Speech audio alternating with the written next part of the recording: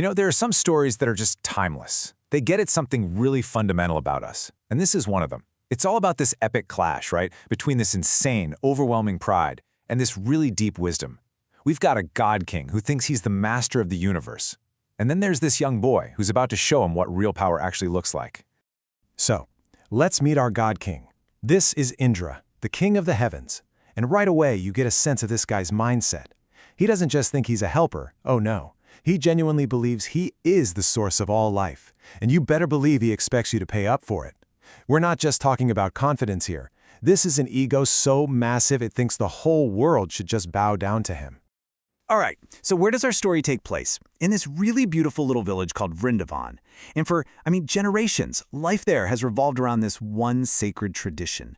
It's a ritual they do every single year, like clockwork, and they never question it. Why? Because it's all about keeping that powerful god in the sky, Indra, happy. Okay, so this ritual has a name. It's called a yajna. And when you dig into the psychology of it, it's pretty fascinating. This wasn't just some party for the villagers. Nope. It was basically a business deal for their own survival. They truly believed that their food, their cows, their entire existence, it all hinged on this offering. You please Indra, you get rain. You don't please Indra, well, let's just say nobody was brave enough to see what happened next. But you know how these stories go. Into this world of we've always done it this way, steps someone new, a young boy named Krishna. And he doesn't see things the same way. Not at all. He looks at the world with this incredibly simple, direct, and you could even say a dangerously clear kind of logic. And boom! This is the question that just flips the whole script. Krishna looks at everyone and basically says, hang on a second. Isn't it Indra's job to provide rain? Like his cosmic duty? So why are we throwing this huge party and being so scared of him for just doing what he's supposed to do? It's so simple, but think about it. It's an absolutely revolutionary idea in their world. And this really gets to the core of what Krishna is arguing. He's setting up this amazing contrast. On one side, you have worship based on this abstract fear of some guy in the sky. And on the other, you have gratitude for something you can literally touch and see. He's basically asking them, look around. Why are we praying to this distant, needy God when the thing that actually keeps us alive is right here under our feet? The way he convinces them is just brilliant. It's a total masterclass in logic. He's not saying, a divine voice told me so. Nope. He just connects the dots for them one by one in a way that's impossible to ignore. He's like, okay, where do our cows get grass? The mountain. Where do our crops grow? The mountain. He traces everything they need to survive back to one single real thing, the Govardhan Mountain. And when you lay it out like that, the conclusion is just undeniable. So you can probably guess what happens next. A god king with an ego the size of the cosmos, he's not going to take this rejection lying down. When word gets back to Indra that this tiny village has ditched him to worship a mountain, he's not thinking, an interesting theological point. Oh no, to him this is personal. It's a massive, unforgivable slap in the face.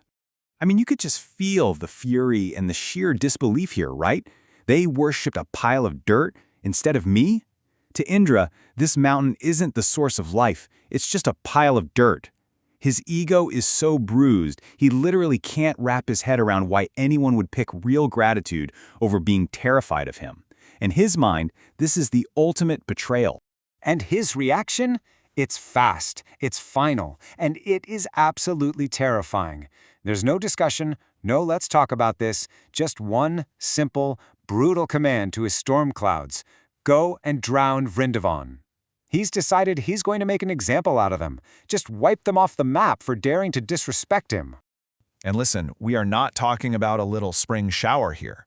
For 6 days and 6 nights non-stop, Indra throws everything he's got at them. We're talking a full-on celestial bombardment, a truly cataclysmic storm with insane rain, terrifying lightning. This whole thing was designed not just to teach them a lesson, but to completely annihilate them. And what do the villagers do? Well, in their absolute terror, they immediately turn on Krishna. All that new courage they had, gone. Poof. Vanished in the face of this flood.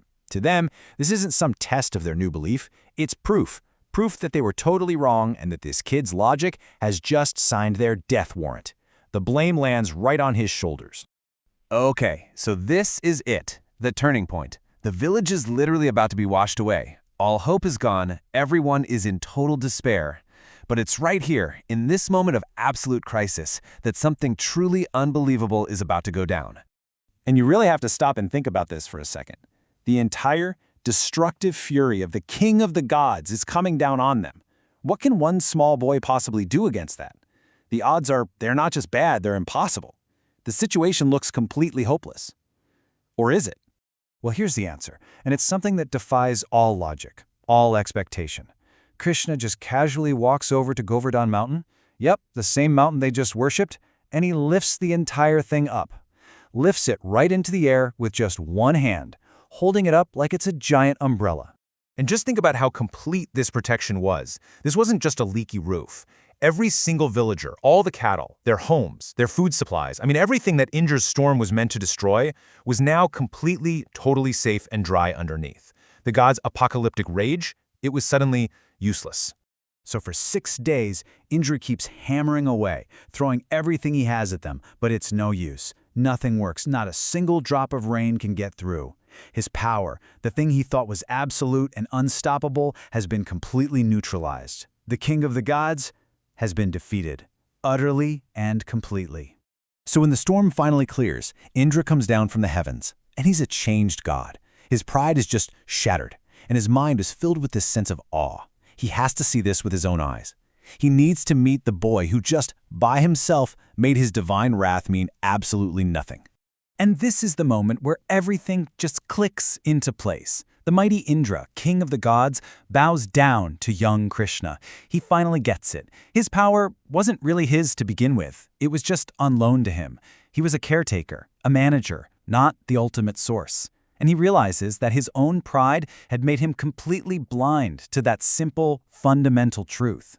And Krishna's response reveals the whole point of this entire crazy drama. It was never about disrespecting Indra for the sake of it.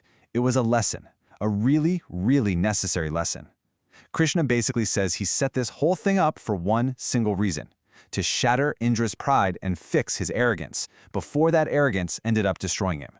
So this really brings us back to the central question of the whole story, doesn't it? What is the real source of power? Is it demanding worship, making people fear you like Indra did? Or, as Krishna showed, does true, lasting power come from selflessly providing protection and shelter? It's a huge lesson, one that goes way, way beyond just an old story.